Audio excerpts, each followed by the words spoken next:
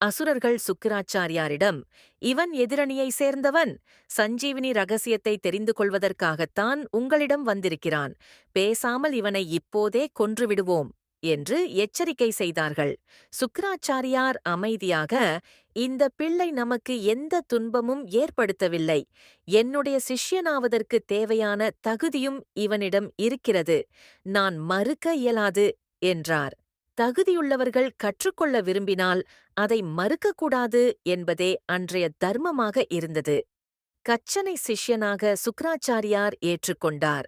தான் குருவுக்கு ஏற்ற சிஷ்யன் என்பதையும் நிரூபித்தான் கச்சன். தன் குருவுக்கான பணிவிடைகளை கவனித்து செய்தான். அங்கு நடக்கும் எல்லாவற்றிலுமே ஏதாவது ஒரு வகையில் அவனது பங்களிப்பு இருந்தது.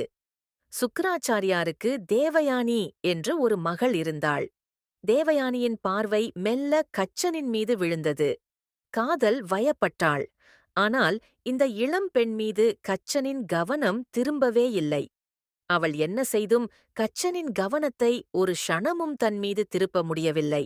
தான் எந்த நோக்கத்திற்காக வந்திருக்கிறோம் என்பதிலிருந்து அவனது கவனம் மாறவே இல்லை.